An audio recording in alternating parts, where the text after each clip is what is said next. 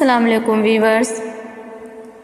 جب اللہ اپنے کسی بندے سے کوئی شے لیتا ہے تو یا تو اس سے بڑھ کر بہترین شے عطا فرماتا ہے یا اسی شے کو انتہائی خوبصورت طریقے سے واپس لوٹا دیتا ہے، جیسے انتہائی خوبصورت انداز میں لوٹایا تھا اس نے یوسف علیہ السلام کو یعقوب علیہ السلام کے پاس۔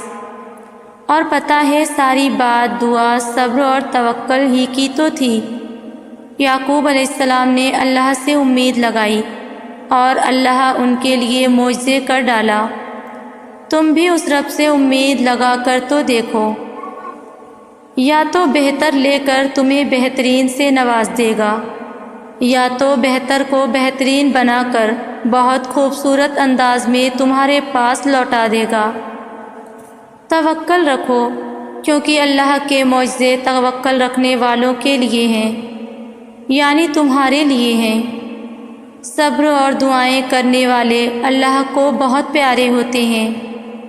اگر وہ آزماتا ہے تو یقین رکھنے والوں کے لیے مدد بھی بھیجتا ہے، صبر کرنے والوں کے لیے صلہ بھی تیار رکھتا ہے۔ اور جب توکل کرو تو یہ مت سوچو کہ جو مانگا ہے وہ ملے گا کیسے، بلکہ انتظار کرو کہ جو مانگا ہے وہ ہر حال میں ملے گا۔ کب اور کیسے، اس بات کا فیصلہ وسیلے بنانے والی ذات پر چھوڑ دو۔ ہر بار تمہیں کسی چیز سے دور کرنے کا مطلب یہ نہیں ہوتا کہ وہ تمہارے نصیب میں نہیں ہے۔ کبھی کبھی اللہ پاک تمہیں اس چیز سے اس لیے بھی دور کر دیتا ہے تاکہ تمہیں اپنے قریب کر سکے۔ اس چیز کے لیے تمہاری جو تڑپ ہے وہ تمہیں اللہ کے قریب کرتی ہے، اور جب تم اللہ کے قریب ہو جاتے ہو، اللہ کے بغیر، اللہ سے باتیں کیے بغیر نہیں رہ پاتے، تو اللہ تمہیں وہ چیز بھی واپس دے دیتا ہے جس کی تڑپ میں تم اپنے رب کو پہچان لیتے ہو۔ بہت رحیم ہے وہ رب، اپنی رضا میں خوش ہونے والوں کی رضا کو کبھی رد نہیں کرتا۔ اللہ ہر دعا کا جواب دیتا ہے، بس ذرائع مختلف ہوتے ہیں۔ کبھی وہ آپ کو کسی سے ملوا کر جواب دیتا ہے تو کبھی آپ سے اس کو دور کر کے، کبھی وہ ہواؤں کے ذریعے پیغام بھیجتا ہے تو کبھی اپنا جواب کسی ٹھوکر میں چھپا دیتا ہے، کبھی وہ سجدے میں گرا کر اپنی مصلحتیں سمجھاتا ہے تو کبھی ہاتھ تھام کر صبر کا صلہ دیتا ہے۔ آزمائش کا آنا اور روح کا ریزہ ریزہ ہونا بے وجہ نہیں ہے۔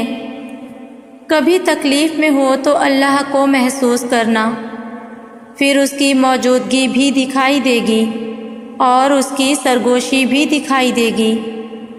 تڑپ دل میں وہ تبھی اتارتا ہے جب وہ تمہیں یاد کرتا ہے، تب وہ چاہتا ہے کہ تم اس سے بات کرو، اسے اپنی کیفیت سناؤ، ساری پریشانیاں اس کی دہلیز پر چھوڑ جاؤ، بس تم اور اللہ رہ جاؤ، پھر سے مسکرانا سیکھ جاؤ اور سب بھول جاؤ۔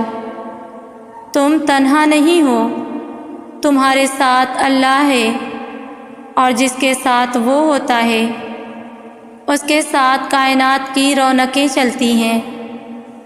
کچھ لوگ اللہ پاک کے در کے لیے ہی پیدا کیے جاتے ہیں، اللہ پاک ان کو چن لیتا ہے، کبھی رلا کر، کبھی آزما کر، کبھی تکلیف دے کر۔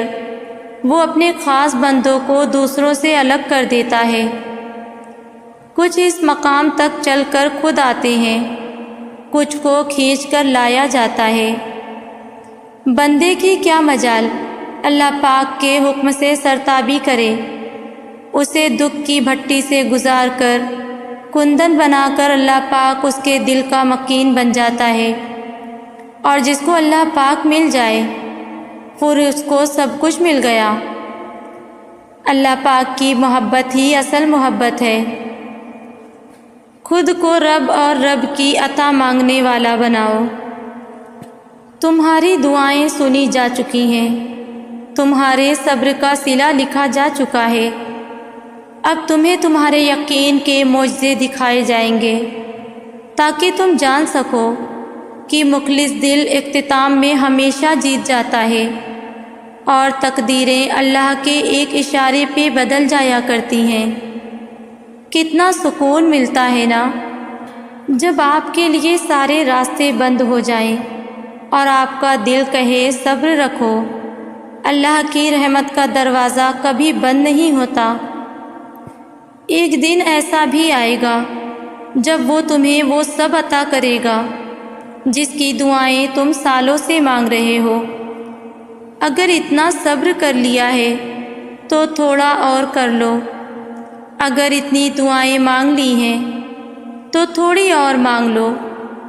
کیا پتہ قبولیت کا لمحہ اب بہت قریب ہو، کیا پتہ یہی وقت ہو جب اللہ کو کن فرمانا ہو۔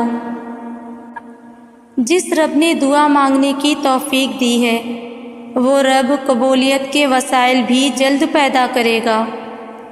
تمہاری آنکھوں سے گرتے ہوئے آنسو اور تمہاری شدت سے مانگی جانے والی ہر دعائیں اللہ سے کن کا معجزہ کروا لیتی ہے۔ ان قریب آپ کا رب آپ کو کچھ ایسا عطا کرے گا جس سے آپ راضی ہو جائیں گے۔ اگر آپ آج یہ آیت پڑھ رہے ہیں تو یہ آپ کے لیے ایک نشانی ہے۔ آیت کا مطلب ہی نشانی ہوتا ہے۔ اللہ تعالیٰ بنا کسی وجہ کے ہمیں اپنی آیات نہیں پڑھواتا۔ اللہ کے یہاں ہماری کہانیاں لکھی ہوتی ہیں۔ اسٹیپ بائی اسٹیپ اللہ تعالیٰ کو بہتر معلوم ہے کہ ہمیں کیا دینا ہے اور کیا نہیں دینا، اور کیا کس مرحلے سے گزار کے دینا ہے۔ ایسے میں یہ آیت اگر آپ کے سامنے آئی ہے تو یقیناً اللہ تعالیٰ آپ کو بہت جلد کچھ ایسا عطا کرے گا جس سے آپ راضی ہو جائیں گے۔ ہو سکتا ہے کہ یہ وہ چیز نہ ہو جس کی آپ کو بہت خواہش ہو۔ ہم خواہشیں اپنی خوشی تلاش کرنے کے لیے کرتے ہیں، جب یہ ملے گا تو ہم خوش ہو جائیں گے، مگر یہاں پہ یہ نہیں کہا گیا کہ اللہ وہ عطا کرے گا کہ آپ خوش ہوں گے، بلکہ راضی کا لفظ استعمال کیا گیا ہے۔ راضی ہونا خوش ہونے سے مختلف ہوتا ہے۔ خوشی کے پیچھے بھاگنا پڑتا ہے، اس کے کھونے کا خوف رہتا ہے۔ رضا ایسی نہیں ہوتی۔ رضا دل کے مطمئن ہو جانے کا نام ہے۔ رضا دل کے سکون کا نام ہے۔ اگر آپ کا دل کسی مسئلے کی وجہ سے بے چین ہے تو یقین رکھیں اللہ تعالیٰ جلد کچھ ایسا کرے گا کہ آپ کا دل راضی ہو جائے گا۔